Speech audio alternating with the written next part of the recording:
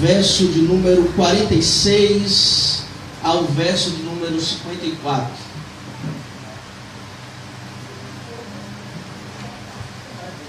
Evangelho de Jesus Cristo, segundo escreveu o apóstolo João, capítulo de número 4, verso de número 46 em diante.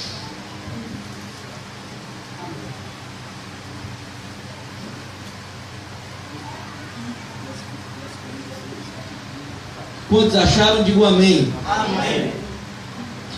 Segunda vez foi Jesus a Caná da Galileia, onde da água fizera vinho. E havia ali um oficial do rei, cujo filho estava enfermo em Cafarnaum. Ouvindo este que Jesus vinha da Judeia para a Galileia, foi ter com ele e rogou-lhe que descesse e curasse o seu filho, porque já estava à morte. Então Jesus lhe disse: se não virdes sinais e milagres, não crereis. Disse-lhe o oficial: Senhor, desce, antes que meu filho morra. Disse-lhe Jesus: vai, o teu filho vive. E o homem creu na palavra que Jesus lhe disse e foi-se. E, descendo ele logo, saíram-lhe ao encontro os seus servos e lhe anunciaram, dizendo: o teu filho vive. Perguntou-lhes, pois, a que hora se achara melhor? E disseram-lhe: ontem, às 7 horas, a febre o deixou. Entendendo, pois, o pai que era aquela hora a mesma em que Jesus lhe disse: o teu filho vive, e creu nele e toda a sua casa. Jesus fez este segundo milagre quando ia da Judeia para a Galileia. Amém? Se assente com as escrituras abertas, por gentileza, para você acompanhar, em nome de Jesus. Irmãos, no domingo retrasado, nós iniciamos aqui esta série de sermões sobre os milagres de Jesus no Evangelho de João. Nesta feita, nós tratamos sobre quando Cristo transformou a água em vinho em um casamento em Caná da Galileia. Isso se encontra em João capítulo 2. A Bíblia vai dizer que Jesus com seus discípulos, logo após este milagre que realizou em Caná da Galileia, eles vão até Jerusalém para participar da festa da Páscoa. No capítulo de número 3, a Bíblia vai nos instruir, vai nos mostrar como Jesus dialoga com um fariseu chamado Nicodemos. Aí a Bíblia vai nos dizer que Jesus ele resolve novamente, depois de participar da festa da Páscoa em Jerusalém, ele resolve voltar para a Galileia, lembrando que a Galileia ficava ao norte da terra de Israel, ao norte da terra da Palestina, e Jerusalém ficava ao sul da terra de Israel. Jesus tinha saído da Galileia, ido para o sul de Jerusalém. Depois de participar da festa, ele e os seus discípulos resolvem retornar à província da Galileia. No capítulo 4, a Bíblia diz que antes de chegar nesse percurso da Judeia, onde Jerusalém se encontrava, até a Galileia, eles passaram por Samaria, que ficava no meio desses dois territórios. Em Samaria, vocês conhecem a história, capítulo 4 de João, Jesus conversa com uma mulher samaritana, ela crê. Muitos da cidade, muitos da terra de Samaria, muitos samaritanos também creem em Cristo, e ali acontece uma obra muito grande de Jesus.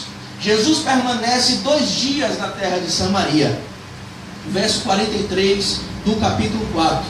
Depois desses 2 dias que Jesus permanece em Samaria, ele retoma o seu trajeto, retornando à província da Galileia.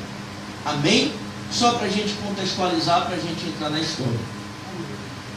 No verso de número 46, a Bíblia diz que Jesus, chegando na terra da Galileia, ele vai mais uma vez à cidade de Caná. E aí João dá a referência, é aquela mesma cidade que Jesus transformou água em vinho. Ele retorna a esta cidade de Caná da Galileia. E a Bíblia diz que ali em Caná da Galileia havia um oficial do rei, que foi ao encontro de Jesus. Esse oficial do rei, irmãos, não era um oficial do imperador romano. Ele era um oficial, um serviçal do rei Herodes, chamado Herodes Antipas. Esse Herodes Antipas, ele governava a província da Galileia e também a província da Pérea, tá? Ele não era propriamente um rei.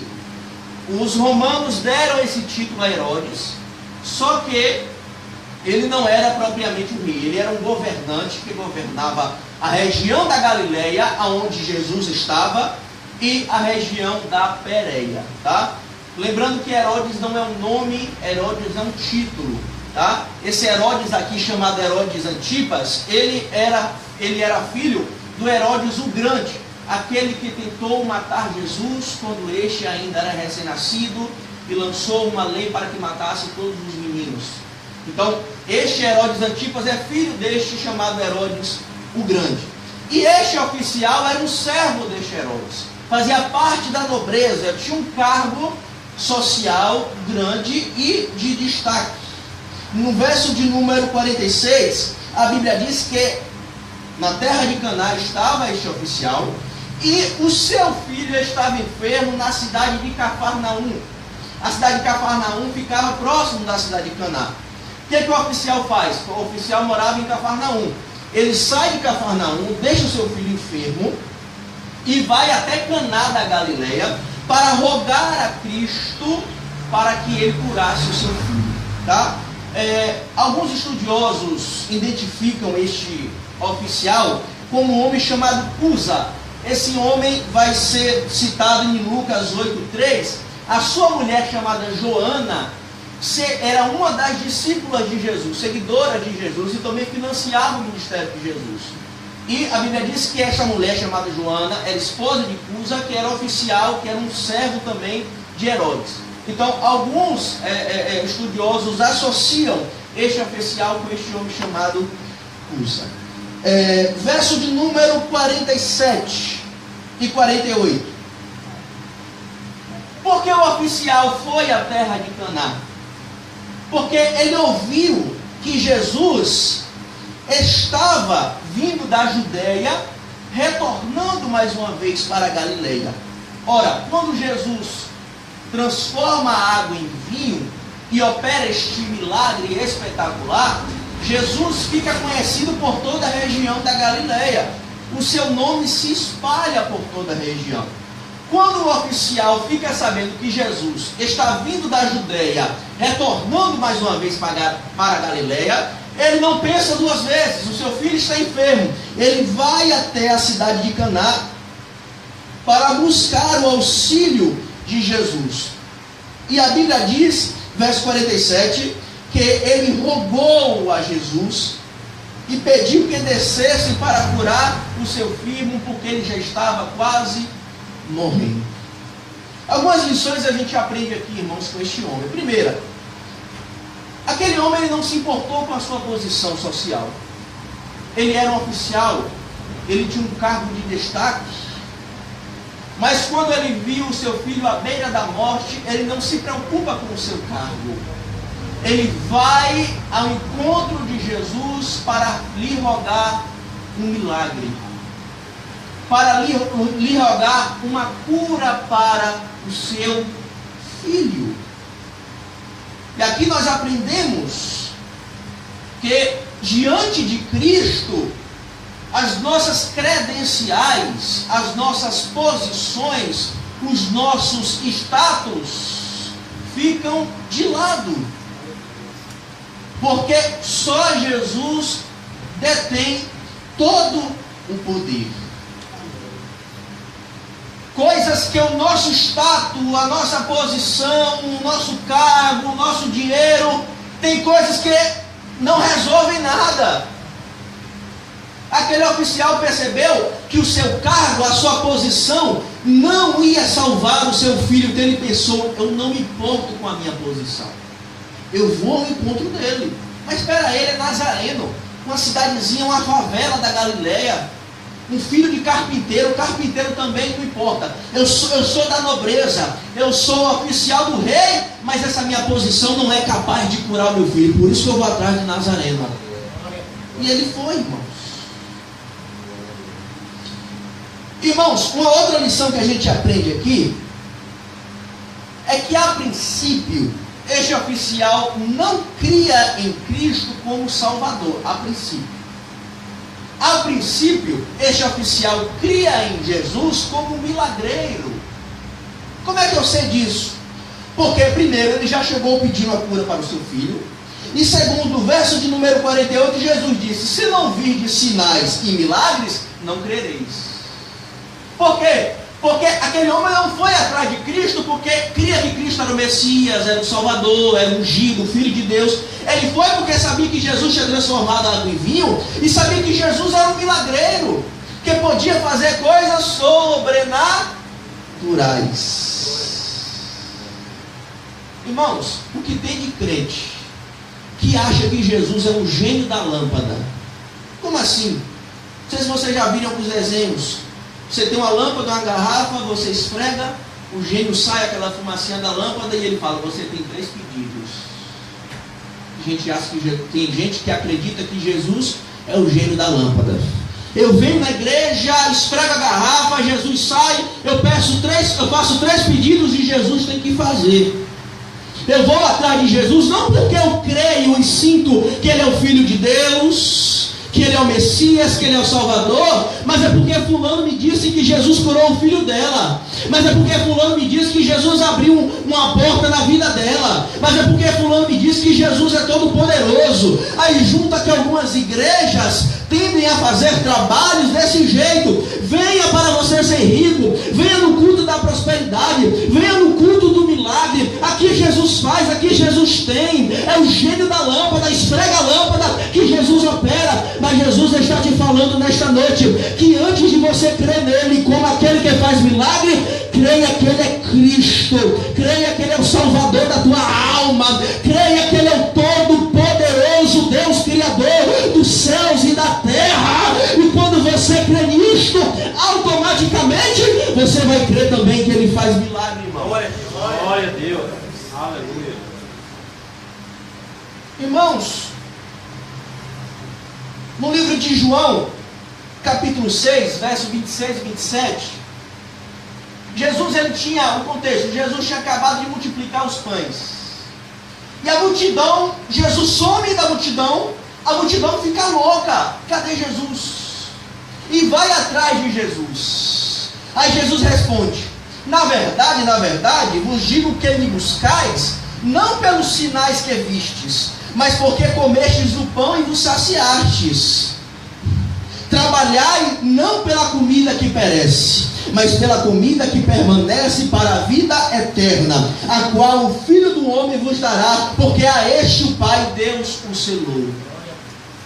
Aquele povo estava afoito atrás de Jesus, não porque cria que Jesus era o Messias, e criam através dos sinais. Não, Jesus, só quem pode fazer sinais é o Filho de Deus. Eles foram atrás de Jesus por causa disso. Eles foram atrás de Jesus por causa dos pães.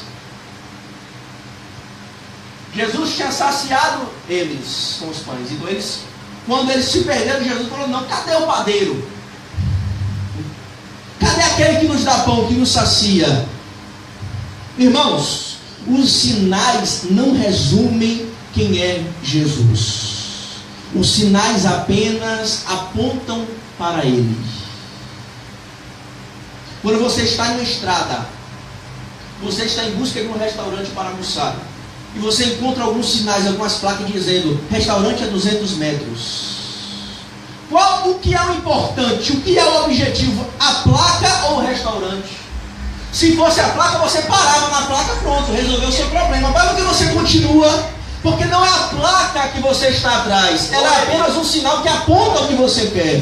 A mesma coisa são os sinais, a mesma coisa são os milagres. Jesus operou os seus sinais e os seus milagres para que estes apontassem quem era ele e as pessoas crescem. A mesma coisa na igreja, irmãos. Sabe por que Jesus ele opera milagre? Sabe por que Jesus ele entrega vitória? Sabe por que Jesus ele abre portas? Isso não resume Jesus, só aponta que ele é todo poderoso. Só quem acredita que ele é todo poderoso levanta a mão para adorar a ele e recebe esta palavra. Não busca ele pelo milagre, não busca ele pela vitória, busca ele porque ele é Deus, busca ele porque ele é o Salvador da tua alma. Levante a mão para adorar a ele nesta noite. Por vai, glória a Deus. Você pode adorar a ele nesta noite, irmão. Aleluia. Verso de número 49. Quando Jesus roga, o oficial roga a Jesus para que fosse à cidade de Cafarnaum curar o seu filho, e Jesus ele dialoga com o oficial. O verso de número 49 diz que o homem fica ansioso e preocupado, e ele diz: Senhor, desce antes que meu filho morra. Por que aquele homem estava preocupado e ansioso? Porque a cidade de Caná até a cidade de Cafarnaum, a distância era de aproximadamente 32 quilômetros. Então tinha uma distância boa para se percorrer. Não sei se ele foi a pé, não sei se ele foi a cavalo ou de jumento. O importante é que tinha uma distância de 32 quilômetros. O que aquele homem estava preocupado? E estava ansioso. Ele estava preocupado que o seu filho não suportasse, não aguentasse. Então ele está falando: mestre, Jesus, Senhor, corre, adianta, porque meu filho está enfermo. E daqui até a minha cidade, até onde ele está, tem uma distância boa para a gente percorrer. O senhor precisa se apressar, porque senão meu filho vai morrer. Era essa a preocupação daquele homem. Ele estava desesperado, porque Jesus parecia sereno. Jesus ouviu que o seu filho estava enfermo e ficou sereno, tranquilo. A gente lembra de Lázaro, né? João 11. Os mensageiros foram até Jesus. Jesus, aquele que tu ama está enfermo. E a Bíblia diz que Jesus permaneceu por 2 dias. Por que será que Jesus não fica ansioso para ir logo, para curar? Porque nós ficamos ansiosos e desesperados. O que nós aprendemos aqui, irmãos, com Cristo, é que nós não precisamos ficar ansiosos e preocupados e desesperados. Por que nós, presbítero, por que o filho do homem estava enfermo, à beira da morte? Você está falando que a gente não, numa situação dessa ou qualquer outra, não precisa ficar ansioso e desesperado. Por quê? Porque Jesus, irmãos, ele não precisa se apressar. Às vezes a gente acha que Jesus, ele precisa se apressar. Quando a gente clama ao Senhor: Senhor, atende-nos, faz um milagre, eu preciso. E a gente fica preocupado quando Jesus tarda em fazer. A gente acha que Jesus precisa se apressar, porque senão não vai dar mais tempo. Porque se Jesus demorar, pode ser tarde demais. Mas Jesus está te falando nesta noite que ele não se apressa, sabe por quê? Porque o tempo, o espaço e a vida estão sob o seu poder. Glória a Deus. Aleluia. Ele não precisa se apressar. Ele não precisa ficar desesperado. Eu tenho que ir para curar, senão morre. Porque tudo está debaixo do seu domínio. Nada foge do seu controle. Meu irmão, não precisa ficar desesperado, pensando que se Jesus não chegar logo, vai ser o fim. Porque quando ele quer, ele faz. E ainda que esteja morto, ele ressuscita.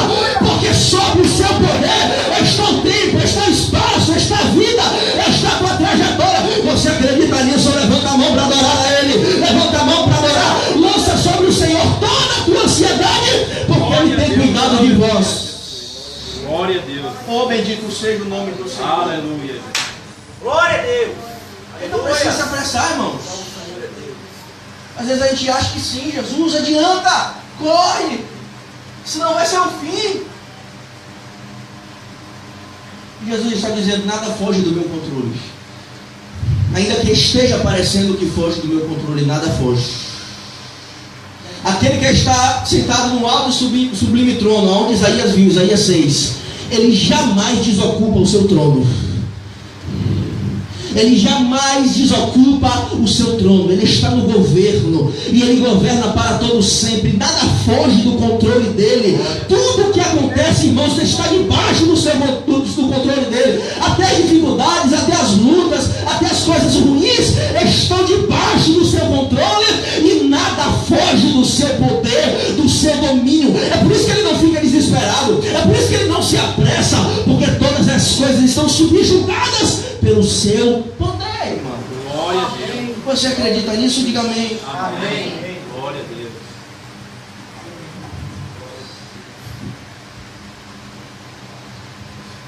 Verso de número 50. Jesus, quando vê o desespero e a ansiedade daquele homem, Jesus diz para ele: vai, o teu filho vive.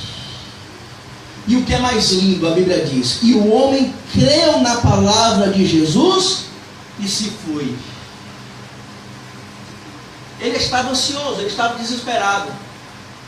Mas quando Jesus dá aquela palavra a ele: o teu filho vive, algo entra no coração, entra na alma daquele homem e o faz descansar da sua ansiedade e do seu desespero. E a Bíblia diz que ele crê. E olha que interessante, irmão. Os judeus, eles tinham dificuldade em crer em coisas abstratas. Os judeus, para ele crer em algo, precisavam ter algo concreto, tangível, palpável. Daí você vê símbolos no Antigo Testamento, como Arca da Aliança, como tabernáculo, porque o povo, os hebreus, os israelitas, tinham que ver algo para crer que Deus estava no meio do povo, que estava operando no meio do povo. Como a gente diz hoje, o Espírito Santo está aqui, Cristo está aqui. Os judeus tinham dificuldade de entender isso, esse algo abstrato. Eles tinham que ter algo concreto para saber que Jesus, que Deus estava no meio deles. Olha a lição que este homem dá. Jesus, ele não dá nenhum símbolo. Jesus, ele não dá nenhum lenço e fala assim: vai lá, cura. E hoje, algumas igrejas têm voltado a esse pensamento judaico antigo. Eu tenho que ver para crer. Tem que ter uma coisa para eu tocar para crer. Tem que ter na igreja, tem que ter um manto ungido, tem que ter um sabonete ungido, tem que ter uma toalha ungida, para eu crer que o milagre vai acontecer. Não crer no abstrato. Eu não vejo, mas eu creio pela fé. Glória a Deus. E aqui este homem nos dá uma lição. E deu a lição para os judeus também da época. Quando Jesus fala, quando Jesus falou, teu filho vive, a Bíblia diz, ele creu. Não precisa de símbolo. Não precisa de nada concreto. Eu creio apenas na tua palavra. Eu creio apenas na tua palavra. Portanto, meu filho, quando a Bíblia diz que Jesus está em nosso meio, eu creio. Porque eu estou vendo? Não. Mas é porque a palavra me diz, eu creio apenas na palavra. Porque eu creio que Jesus um dia voltará para buscar a sua igreja. Eu estou vendo algo que eu me baseio nisso? Não. Porque a palavra me diz, eu creio na palavra deles. Eu não preciso ver para crer. Eu não preciso, porque a fé é o firme fundamento das coisas que se esperam e a certeza das coisas que não se vê. Eu creio pela fé. Eu não estou vendo, mas eu creio. É como o vento. Eu não vejo o vento, mas eu sei que ele passa. Eu sei que ele existe. Assim é a fé, meu irmão. Glória a Deus. A gente precisa aprender com este oficial, com este homem. Uma história parecida é do centurião romano. Vocês lembram? Os evangelhos sinóticos, onde o servo do centurião estava enfermo e ele vai em busca de Jesus para curar. E ele diz assim: Jesus, eu não sou digno que tu entres debaixo do meu teto. Basta apenas uma palavra e o meu servo será curado. Você não precisa ir, você não precisa tocar, você não precisa estar presente. Basta apenas uma palavra e o meu servo será curado. Da mesma forma acontece aqui. Ele crê tão somente. Aquela palavra calma o seu coração e ele crê. Quem sabe, irmãos, você tem vindo à igreja, você tem algum tempo de cristão nessa caminhada, e até agora você não viu algo que você tanto deseja que aconteça. E você só ouve a palavra que vai acontecer para você crer. E até agora você não viu algo concreto e tangível. Jesus está dizendo: creia somente na minha palavra. Glória a Deus. Creia somente na minha palavra. E essa palavra, ela é capaz de arrancar o desespero do teu coração. Ela é mais afiada que a espada de dois gumes. Ela vai até a divisão da alma e do espírito, entre juntas e medulas. Ela arranca a ansiedade. É por isso que, irmãos, que não existe esse negócio de crente sem congregar. É por isso que eu não creio que o cristão consegue se permanecer firme sem se juntar com os santos, sem congregar com os santos. Porque é aqui que a gente ouve a palavra, e a palavra arranca a ansiedade, a palavra arranca a preocupação, a palavra arranca a tristeza, a palavra nos dá fé, a palavra nos dá esperança, a palavra nos fortalece, a palavra nos anima. Você acredita nisso? Levanta a mão para adorar e receba esta palavra para acalmar com o teu coração. Receba esta palavra nesta noite. Você pode adorar a Ele. Levai, adora a mão, toda mandar a sébria. História, mão, toque a mandar a história. O levai a sébria. Acalma o teu coração. Receba esta palavra nesta noite. Aleluia. Bendito seja. Glória a Deus. Glória a Deus. Amém, irmãos? Ele creu e se foi. Verso 51. E descendo ele logo, descendo, porque Cafarnaum ficava em uma região mais baixa de Caná, por isso a expressão descendo. Descendo ele logo, saíram-lhe ao encontro os seus servos. Quando ele estava a caminho de Cafarnaum, ele creu na palavra em Caná e foi, retornou até a sua cidade. Quando ele estava no caminho, os seus servos vieram ao seu encontro para dizer: o teu filho vive. E aqui que é o lindo, irmãos, eu gostaria da tua total atenção. Quando os servos disseram: teu filho vive, ele perguntou: a que horas o seu filho ficou são? E os servos disseram: ontem às 7 horas, ou a hora sétima. Hora sétima aqui, irmãos, não é 7 horas, tá? Porque a divisão das horas do dia para os judeus era diferente. O dia do judeu começava às 6 da tarde e ia até às 6 da tarde de um dia e ia até às 6 da tarde do outro dia. E as horas, e aí era dividido noite e dia, e as horas eram contadas. Por exemplo, das 6 da manhã às 7 da manhã, hora 1. Das 7 às 8, hora 2. Então, hora sétima era 1 da tarde, das 12 a 1 da tarde. Tá? Por isso a expressão, e a gente precisa entender, que quando aquele homem pergunta aos servos que horas que ele ficou são, o servo diz: ontem. Mas espera aí, não tinha sido no mesmo dia? Jesus deu a palavra, ele desceu, e os servos disseram que ontem ele ficou curado. É porque muito provavelmente, desde que o homem saiu de Caná e foi a caminho, já tinha se passado 6 horas da tarde, já tinha passado das 6. Como passando das 6 os judeus já criam, e o pessoal daquela região já criam que era um outro dia, por isso que os servos disseram: ontem, a 1 hora da tarde, teu filho ficou curado.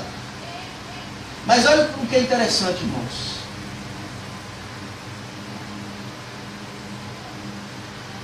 Verso 53, a Bíblia diz que ele entendeu que era a mesma hora que Jesus lhe disse. Ou seja, quando Jesus disse: teu filho vive, ele vai questionar os seus servos e confirma. Foi a mesma hora que Jesus liberou a palavra. Irmãos, eu fiquei encasquetado com isso aqui. Por quê? Porque aquele homem marcou a hora que Jesus disse que o seu filho vivia. Como é que eu sei disso? Porque quando os servos chegam para ele e falam que o filho viveu, a primeira coisa que ele pergunta é o quê? Foi a que horas? Não tem sentido. Se era para ele ficar alegre, regozijado e nem lembrar de hora, de perguntar a hora. Pode ser que ele perguntasse depois de algum tempo, ver o seu filho, abraçasse. Possa ser que ele se lembrasse para confirmar, não deixa eu confirmar. Mas a primeira coisa que ele pergunta foi: que horas ele ficou curado? Irmãos, isso aqui me encasquetou. Por que cargas d'água este homem marcou a hora que Jesus liberou a palavra?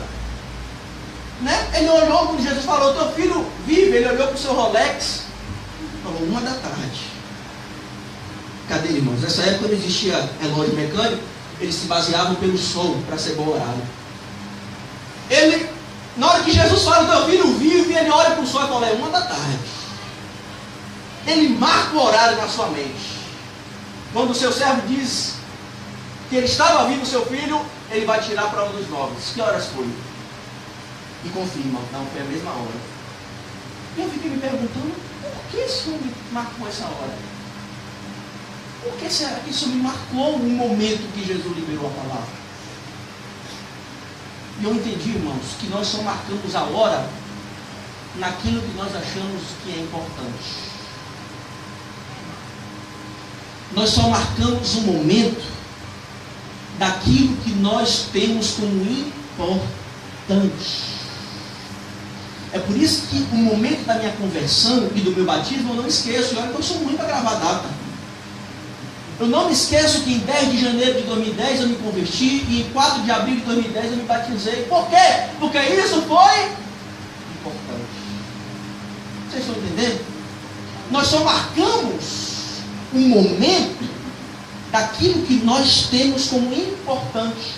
E aquele homem sabia que aquela experiência que ele estava tendo com Jesus era importante, portanto ele marcou a hora.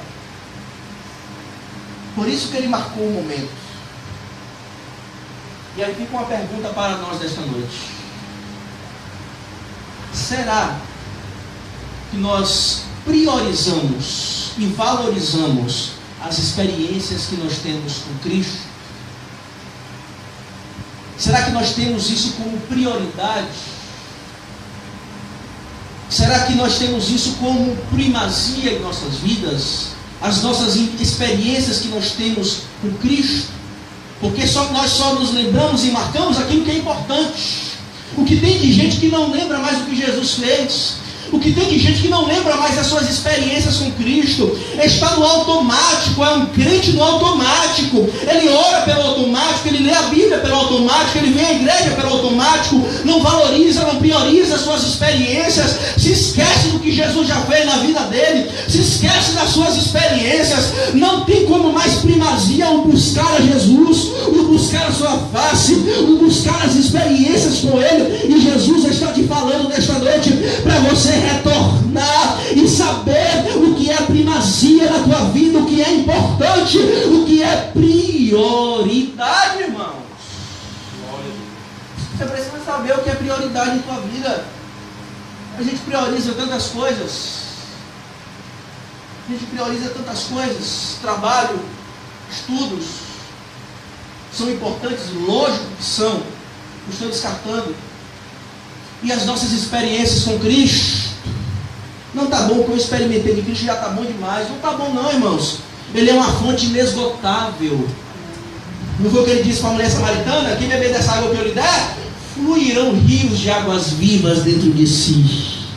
Não para. A vida com Cristo, nós nunca estaremos completos, saciados. Sempre temos algo a aprender a mais. Não importa se você tem 100 anos de crente, você ainda tem coisas para aprender com ele. Você ainda tem coisas para experimentar.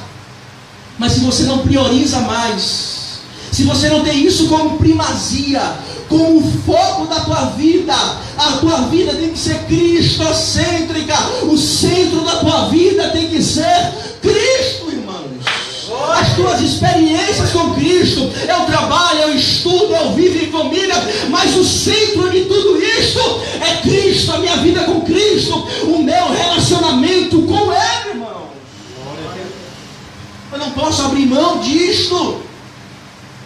Eu não posso abrir mão do meu relacionamento e das minhas experiências com Cristo. Amém?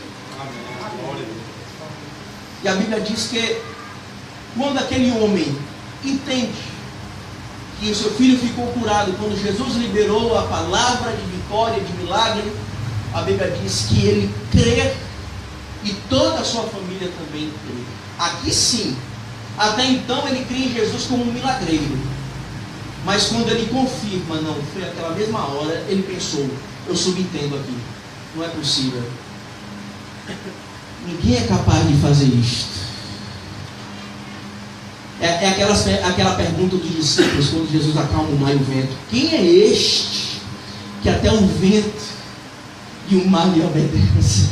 Só o Filho de Deus é capaz disso. Só o Salvador do mundo.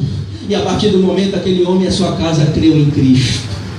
E a salvação entrou na sua casa. Porque creu que o poder que Jesus tinha, ninguém jamais poderia ter. Em Caná da Galileia, no casamento, ele muda a substância da água. Ninguém consegue fazer isto. E aqui, Jesus, ele cura a distância. Ele cura a distância.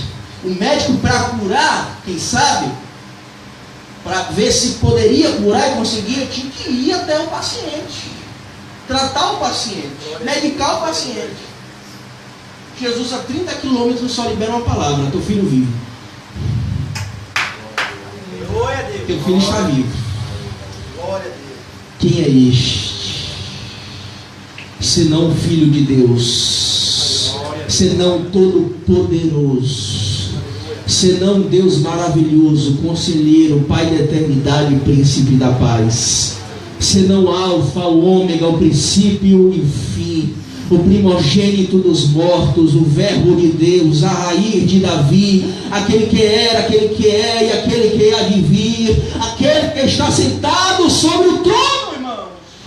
Ele tem o poder sobre tudo e sobre todos. E João encerra.